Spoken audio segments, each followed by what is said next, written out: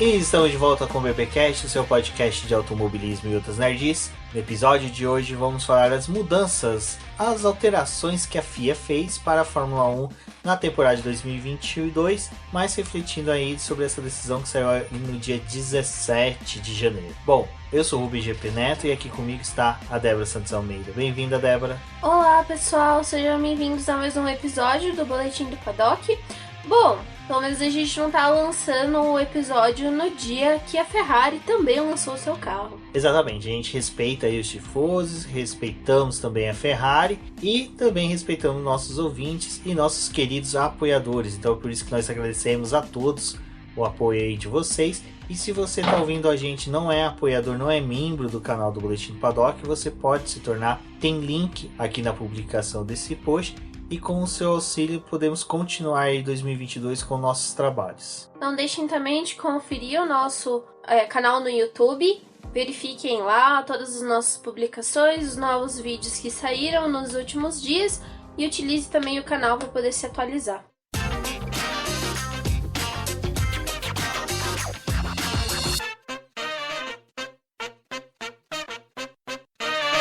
Bom, Débora, eu acho que dessas mudanças que nós tivemos aí no dia 17, uma das que foi mais interessante, na verdade foi dia 16, né, teve a reunião, 14. Dia 14 teve a reunião, dia 16 saiu algumas mudanças, depois dia 17 também outras, né. Bom, pessoal, só uma correção aqui, é que a FIA fez reunião no dia, soltou informações de mudanças no dia, mas daí depois surgiu mais mudanças no outro dia, depois em outro dia surgiu outras mudanças, e quando surgiu o carro da Ferrari, surgiu novas notícias. Então foi um embaralho, mas enfim, vamos falar sobre essas mudanças, sobre essas alterações, né, Débora? Acho que a gente poderia começar falando da que foi mais suave entre as mudanças, mas que tem um grande reflexo aí do que foi muito criticado ano passado, que foi aquela GP da Bélgica, lá em Spa-Francorchamps, que choveu domingo inteiro, teve só uma volta à corrida e valeu aí pontos para o campeonato. E a Fórmula 1 foi muito criticada sobre aquilo e nessa reunião surgiram mudanças, foram definidas mudanças para casos em que ocorrer que chova bastante, não haja condições de corrida, então a FIA estabeleceu novas regras. O caso é que algumas coisas que aconteceram no ano passado geraram algumas discussões para esse ano e a FIA tá tentando resolver tudo, né? A FIA, e quando eu falo ela, também tem o conselho da Fórmula 1 que envolve as equipes, os pilotos, chefes de equipe, todo mundo que tá junto ali para poder mover a categoria, precisou tomar algumas decisões para esse ano e uma delas é com relação ao safety car, ou quando a gente tiver essa questão do que é uma corrida ou não é uma corrida. Então, lá na Bélgica, né, a gente teve a prova que valeu 2 voltas ali, deram a metade dos pontos, só que agora, se a gente tiver uma situação semelhante, a distribuição de pontos vai ser diferente. Então, tem ali uma coisa que se você atingir 25% da prova, quantos pontos vale? Se você atingir 50% da prova, quantos pontos vale? E a partir dos 75%, aí já é uma regra que existia antes, né? Se a corrida passar dos 75%, valida todos os pontos. Eu recomendo vocês passarem no Boletim do Paddock para poder ver certinho a quantidade de pontos, porque não é simplesmente a metade. Só que eu acho que o grande problema é que ainda tem uma questão que ficou aí, né? Ficou pra jogo. Que é o fato de que a gente, ainda com 2 voltas, já vale como uma corrida. E eu acho que isso não foi tão legal. O que vale pontuar é o seguinte, nessa divisão de 25, 50 e 75%, não ficou estabelecido que é com carro na pista sem safety car. Ficou de corrida realizada, então vai poder ter a largada com safety car, das 25% de voltas, sai o safety car, os carros dão 2 voltas. Elas precisam ser realizadas fora do safety car ou de um virtual safety car, a corrida neutralizada. Elas valem, uma corrida vale como 25%, se essas 2 voltas forem feitas sem a interferência do safety car ou com o virtual safety car. Ele pode ter, vamos supor, 25% da prova com safety car, mas 2 voltas sem safety car. Então ficou uma coisa meio ridícula. Então, que nem na Bélgica, eles poderiam ter ficado lá dando voltas com safety car a vida inteira, o safety car recolhia, os carros faziam só 2 voltas protocolares, que pode ser discutido em briefing, falar, olha, tá chovendo muito, a gente anda no limite ali de 100 km cada e acabou. Pronto, acabou. Ficou nesse ponto, pra mim, ficou patético, sabe? Você definir algo dessa forma, dando a possibilidade ainda de ter metade de uma corrida com safety car. Acho que isso é algo que não foi tão legal. Bom, teve mudanças, mas eu acho que elas não agradaram tanto, porque no papel parece bonitinho, só que quando a gente vê isso acontecendo realmente, porque a Bélgica tem chances disso se repetir outras vezes, porque a corrida é sempre marcada no mesmo período do ano, que é o momento que lá tá sempre chovendo e tem as instabilidades climáticas, pode ser que isso volte a acontecer, então não vai ser tão agradável ficar vendo os carros dando volta atrás do safety car e depois ser validado como uma corrida. Exato, eu acho que mais foi válido foi o fim da pontuação quebrada, porque não vai ter mais aquele meio ponto. Eu acho que, pra mim, não alterava em nada, não me dificultava em nada, mas realmente o pessoal falando, fica feio nos gráficos, na tela fica feio. Mas por mim, eu acho que eles ficaram com muito medo de ter novamente uma situação daquela em que a pontuação for quebrada, ter um campeonato acirrado. E ter a chance de alguém ganhar por meio Exatamente. Ponto. Uma equipe superar a outra por meio ponto no campeonato de construtores, um piloto superar o outro no campeonato de pilotos por meio ponto, e isso gerar uma discussão. Então eu acho que eles tiraram muito mais por causa disso do que realmente ser por não queremos mais ter quebrado por N motivos. E aí a gente teve essa resolução da questão do safety car em partes também, porque ali aquela discussão de Abu Dhabi mesmo, que é a utilização do safety car, como que ele deve ser colocado em pista, quando que ele deve ser retirado, a discussão do fato da segurança, isso não foi avisado nada ainda, na verdade eles ainda estão discutindo e provavelmente só vai ser definido antes, né, realmente da gente ter o GP do Bahrein, então o negócio do safety car é mais ou menos resolvido, né? Mas vamos ver como é que vai ser, né? Só uma coisa que não estava na pauta, só vou querer comentar rapidinho, das 3 provas sprint, mas tem texto da Débora explicando muito bem sobre isso, como é que vai funcionar a pontuação. Tanto o texto do safety car, dessa mudança, como o das sprint, vai ter o link na postagem, se você está ouvindo aí pelo Spotify, ou pelo Apple Podcast, ou pela tua rádio AM/FM predileta, tem o link e você vai poder consultar. E se você está assistindo pelo YouTube, também tem o link para consulta.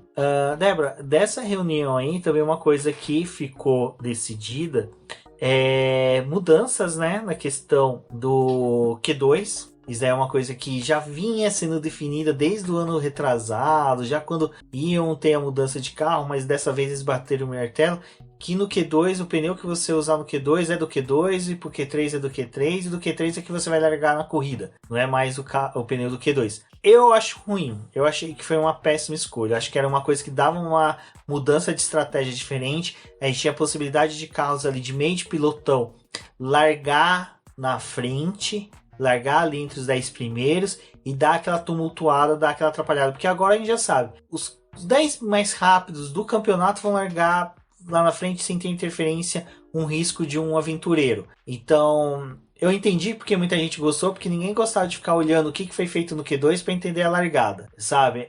Para mim foi preguicite aguda do pessoal que comemorou. Eu não acho legal, eu acho que era legal o formato em que você tinha a chance de um Russell na época da Williams ir pro Q3, aí na largada tinha aquela tumultuada, que nem foi GP da Rússia, se abriu aquela foto linda da Williams, Ferrari e McLaren. Cara, não vai ter mais chance disso. Se a Williams não entregar um carro bom, você não vai ter chance de ter um Albon no Q3. Você não vai ter a Alfa Romeo, você não vai ter o Bottas no Q3, apesar que o Bottas no Q3 já tava virando meio lenda até na época da Mercedes.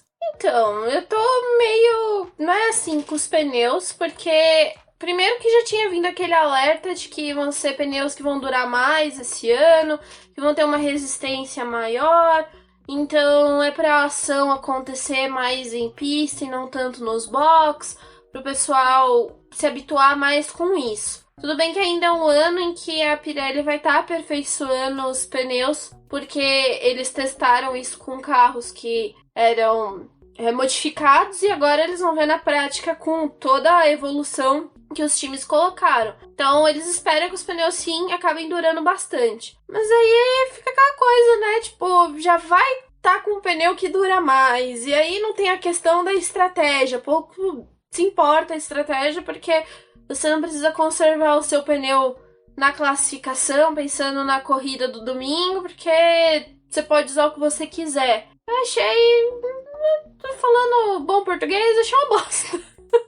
Não gostei, sabe? Eu acho que, como você falou, é uma questão de preguiça e também uma coisa que tem me deixado com muita raiva é que o pessoal não quer quebrar muito a cabeça com questão de estratégia. Eu não tô nem falando dos engenheiros lá, tô falando, tipo, da gente mesmo, da questão analítica do que pode acontecer na pista, como cada carro funciona, cada piloto trabalha com o seu pneu. E aí, tipo, estão tentando suavizar as coisas ao máximo, praticamente pra poder entregar só entretenimento, tipo, só pra gente ir lá e assistir a corrida de carrinho, gritar e ficar feliz com aquilo.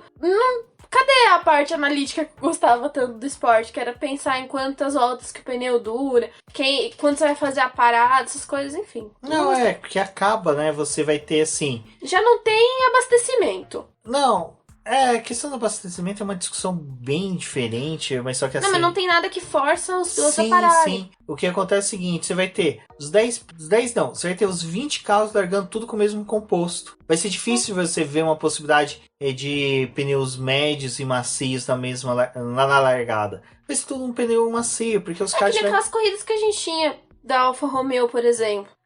Tava os 10 primeiros de pneu médio. Eles largando de pneu macio para poder conquistar algumas posições. Aí fazia a ultrapassagem, ficava uma parte da corrida ali entre os 10. A gente sabe que esses carros não eram os que iam conseguir pontuar, mas dava uma agitada na corrida e forçava os outros a fazer a ultrapassagem. Quando fica tudo muito igual, é meio prejudicial. Acho que era legal também ano passado, quando a gente vinha, tipo, o Hamilton ali nos boxes, vendo se ia largar com o médio e o Verstappen com o macio.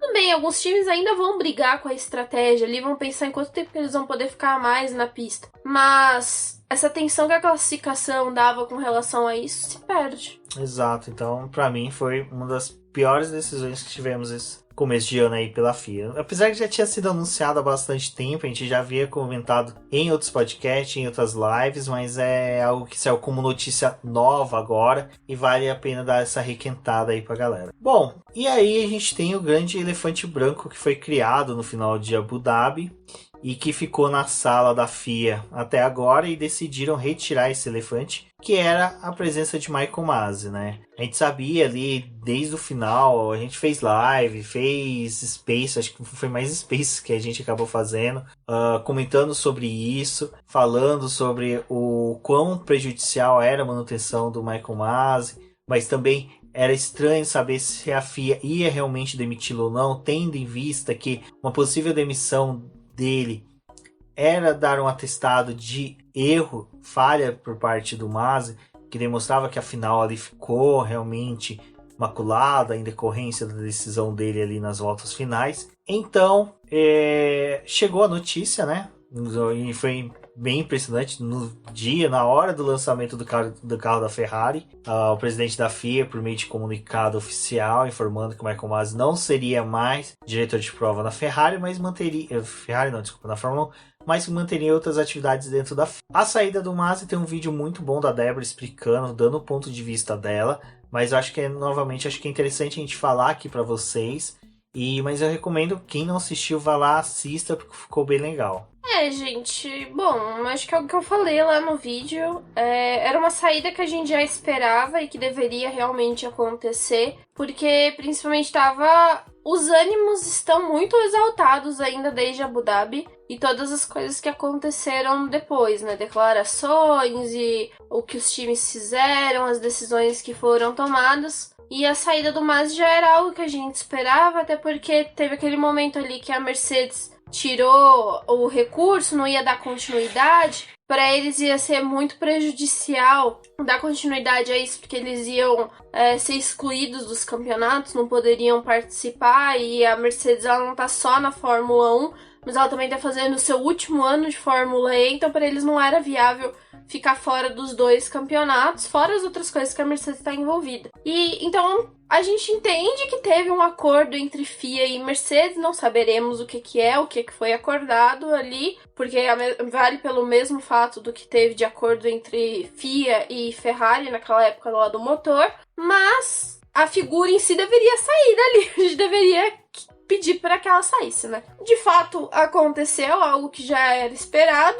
Não sabemos ainda qual o cargo que o Michael Masi vai ocupar na FIA ou qual a influência que ele vai ter dentro da empresa, né? Vamos acompanhar aí também para poder saber o que vai acontecer.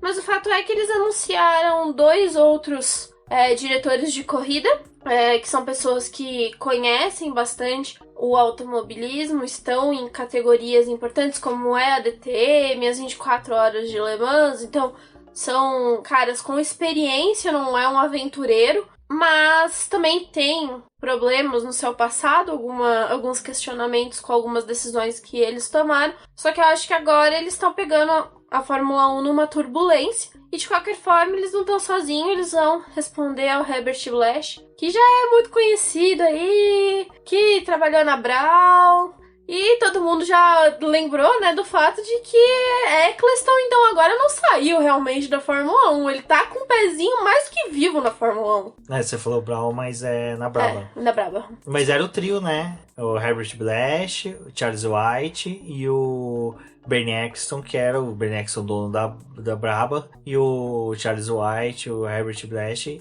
eram mecânicos, trabalhavam ali com o Bernie Eccleston, e o Bernie Eccleston trouxe eles na época, porque justamente eles sabiam os caminhos ali, os meandros que as equipes tinham para burlar as regras. Então, na época, o Charles White foi sacado para ser esse diretor de prova, esse homem forte na Fórmula 1 ali do Bernie Eccleston, que infelizmente veio a falecer. E o Herbert Blash também era um cara que tinha presença muito forte, era um cara que entrava dentro de equipe, conversava com um chefe de equipe, com pilotos. Sabia negociar, exatamente, entendia o que as equipes estavam fazendo. Que é isso que tá faltando na Fórmula 1 hoje em dia, né? Eu acho que é a coisa mais importante, assim, que a gente vê que falta. Mas ele não sabia dialogar com os times. E ele era muito puxado pra... Ele sabia dialogar com a Red Bull, né?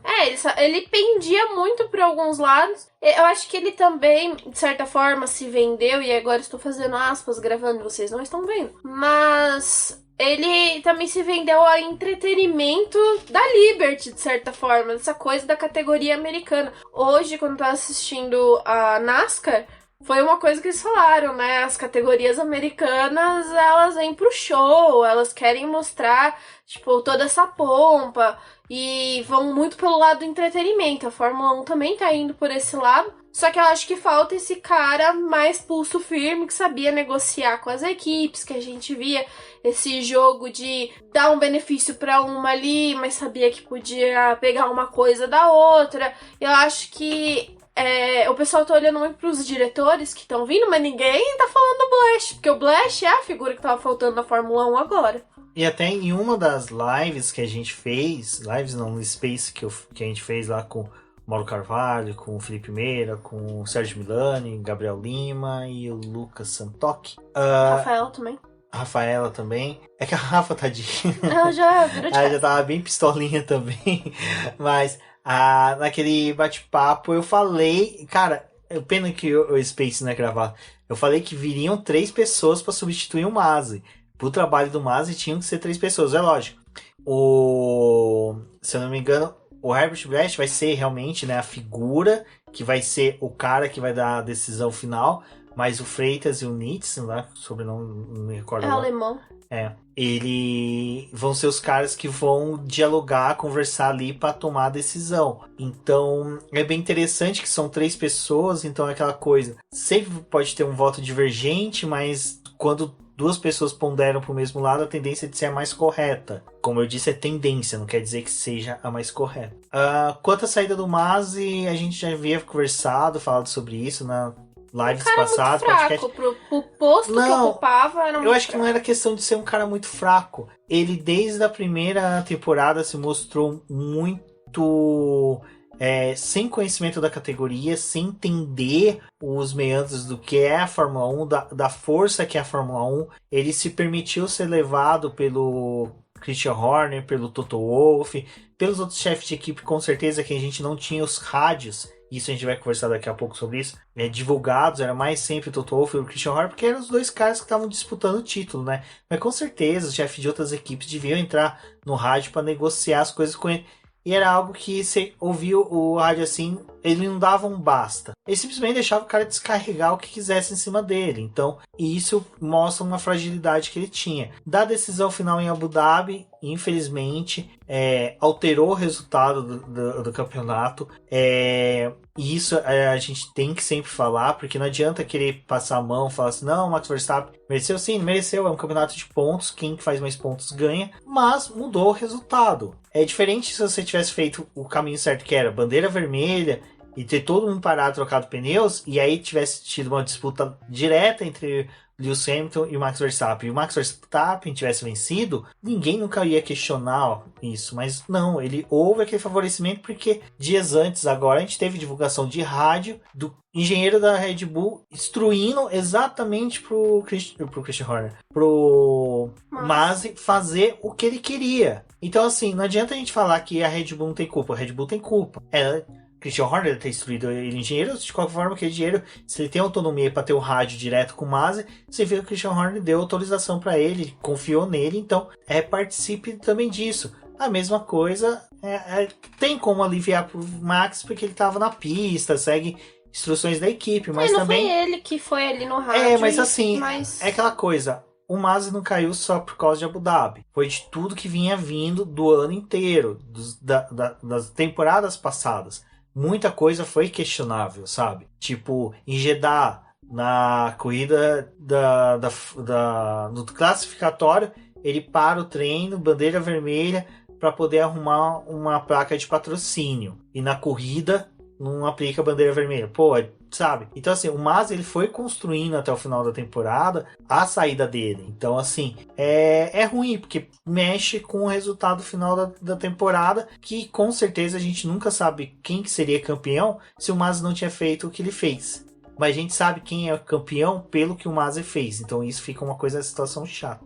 As decisões dos comissários não é algo que corresponde ao Masi. Ele tem ordens mais pontuais dentro da corrida e de situações que envolvem segurança, principalmente. Então, essa questão de parar a corrida, de botar o safety car, tudo isso, acho que é algo que realmente foi prejudicial da forma como ele lidou, e não é só Abu Dhabi, mas tudo que realmente foi acontecendo ao longo do ano, que desestabilizou, né, a confiança que as pessoas tinham com relação ao regulamento, ao esporte, ou como as coisas eram tomadas, escolhidas, né. Então vamos ver agora como vai ser esse ano.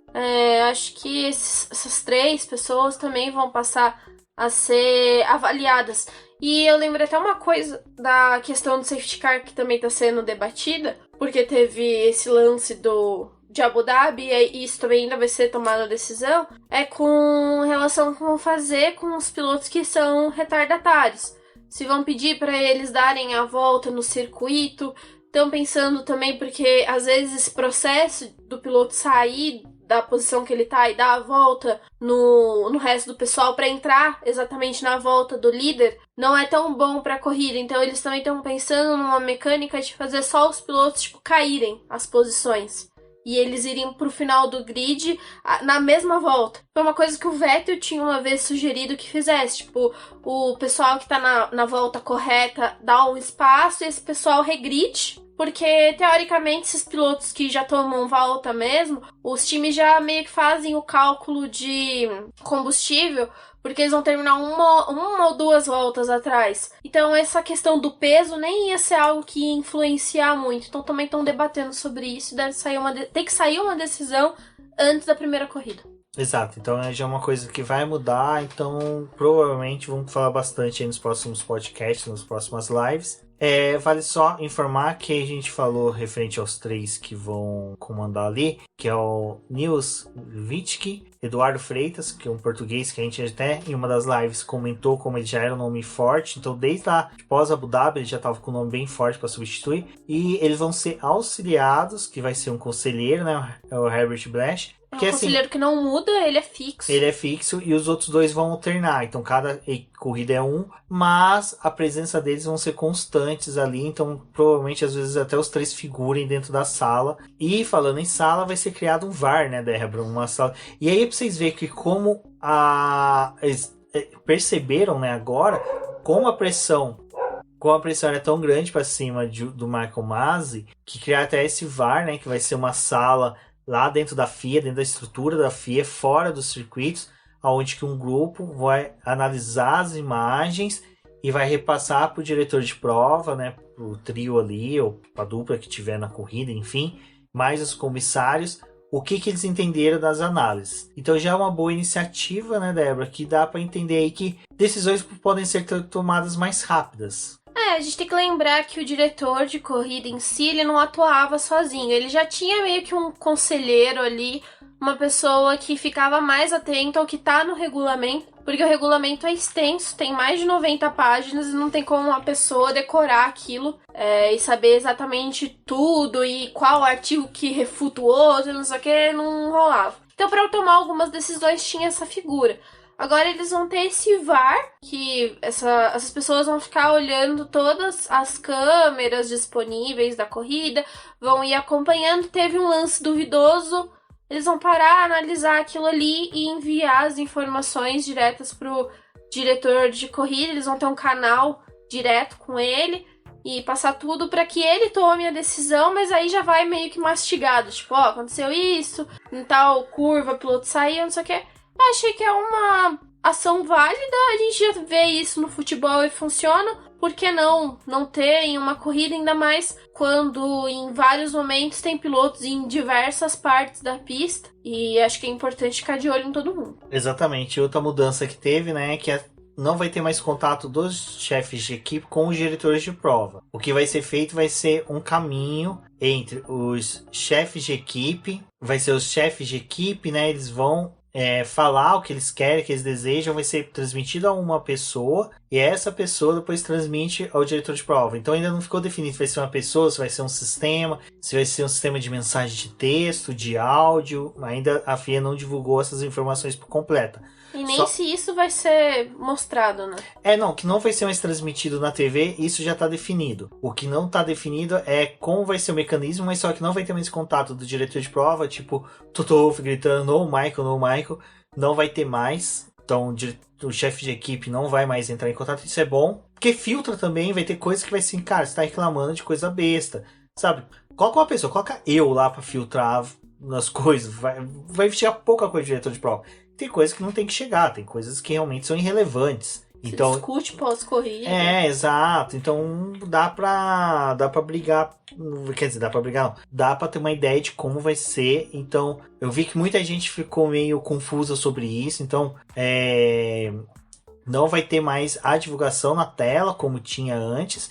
E também não vai ter o contato direto. Só que a ferramenta do contato do chefe de equipe com o diretor de prova ainda não está definido. A FIA deixou meio obscuro, mas esse contato direto não vai ter mais. Vai ser algo pontual para que as equipes tirem dúvidas que surgirem durante a corrida. Mas essa ferramenta que vai ser usada, quem estiver do lado das equipes não pode pressionar o diretor de prova em nenhum momento. Também não pode induzir ele a tomar alguma decisão que favoreça seu time ou prejudique outra equipe. Então vai ser um canal mais controlado e provavelmente, assim, a mensagem em si a gente não vai ter acesso mesmo, não vamos saber o que vai ser discutido. Mas eu acredito também que também não terá uma sinalização de tal equipe resolveu questionar sobre alguma coisa, isso também não vai chegar para quem tá acompanhando a corrida. Exato, o que é muito bom, então vai dar uma dinâmica maior pra corrida. Eu acho que decisões vão ser mais rápidas, não vai ter tanta investigação pós-corrida, vai ser investigado ali na hora mesmo. Gente, mas com o VAR já enchendo o saco na cabeça deles, pra quê, né? Tanta coisa. Não, exato. E agora eu acho que dessas decisões que teve foi isso, né, Débora? Acho que vai ser interessante aí, a gente vai ter o lançamento ainda, falta de carros. Da Alpine, a Alfa Romeo já lançou o carro, mas não lançou pintura, então nessa terça-feira aí a gente vai fazer uma live para falar das pinturas, do que a gente achou dos carros. Nada de análise técnica, vocês sabem que aqui a gente no BP não gosta de esquema de setinha, não gostamos de esquema de análise de carros renderizados, comparações do que foi lançado, do que era o carro show car lá da FIA, da Fórmula 1. Então, isso daí é uma coisa que a gente não gosta porque a gente quer realmente saber o que vai pra pista. E pra pista, somente lá no Bahrein mesmo, no TL1, pra gente poder ter uma ideia. Então, terça-feira agora, vocês estão vindo isso daqui na segunda ou na terça-feira pela manhã. Terça-feira, às 8 horas, teremos aí a nossa live, onde que a gente vai falar sobre os carros, vamos mostrar as fotografias, falar o que a gente gostou, o que a gente não gostou. E também vale convite aí para vocês conferir o Área de Escape, que eu e a Débora participamos desse final de semana. Ficou muito gostoso a gravação, então o episódio vai ficar bem bacana aí para vocês ouvirem. Muito obrigado, Bruno e Ana, lá pelo convite. Bom, meninas, muito obrigada pelo convite mesmo, foi muito legal conversar com vocês e a todo mundo que escutou esse episódio até aqui. A gente fez algumas pontuações sobre as últimas novidades, tem algumas outras coisas que a gente ainda precisa falar com vocês, mas também vão acompanhando a gente lá no YouTube. Eu tô tentando atualizar com alguns vídeos, já selecionei também alguns assuntos para poder gravar nos próximos dias e qualquer outra novidade nós trazemos para vocês. Mas não deixe de conferir também o nosso site, que é por lá que a gente acaba atualizando vocês de uma forma mais rápida, com textos e com as notícias do momento. Exato, pessoal. Agradeço a todos que ouviram até aqui. Um forte abraço e até a próxima. Até a próxima.